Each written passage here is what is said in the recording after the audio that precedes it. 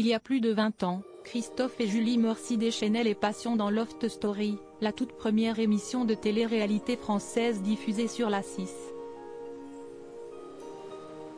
Depuis leur participation, les tourtereaux ont d'ailleurs bien roulé leur bosse. D'après nos confrères de La Dépêche, les parents de Mathis et Solan ont aujourd'hui l'intention de se lancer dans un nouveau, et très ambitieux, projet.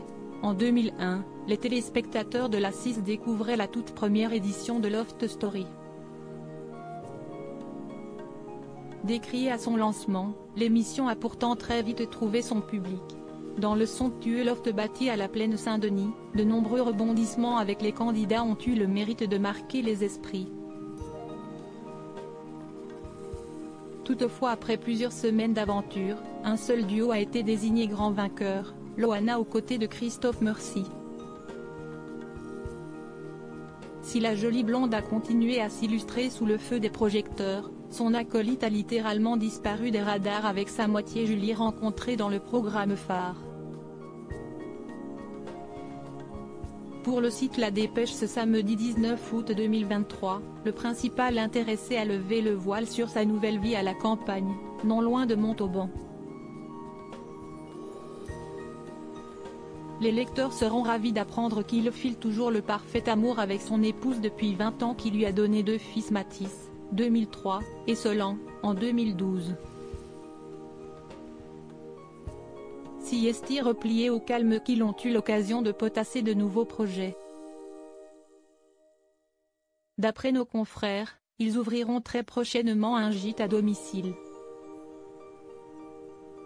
L'ex-spécialiste des cartes électroniques à base de technologie LED n'a visiblement pas peur de quitter sa zone de confort. Christophe Merci aura aussi la chance d'être épaulé par sa compagne qui a fait ses preuves en tant que responsable commercial dans l'hôtellerie. Entre eux, Siesti donc une affaire qui roule.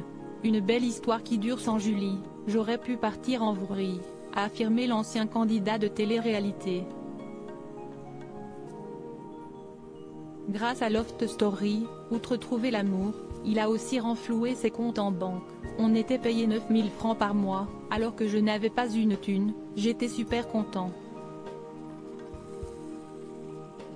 À l'époque, Christophe Merci venait tout juste de souffler sa 24e bougie. Moi, quand je passe le casting, Siesti surtout pour faire plaisir à ma mère qui voulait que je me case, et je pensais participer à un truc du genre tourner manège.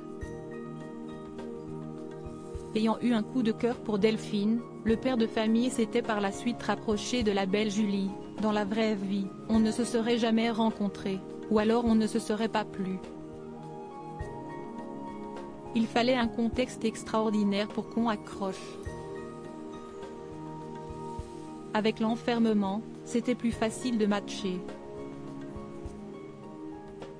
Lui qui a fait une croix sur la télé-réalité se refuse toutefois à voir l'un de ses fils suivre ses traces. Mon grand m'avait sondé il y a quelques années, mais hors de question.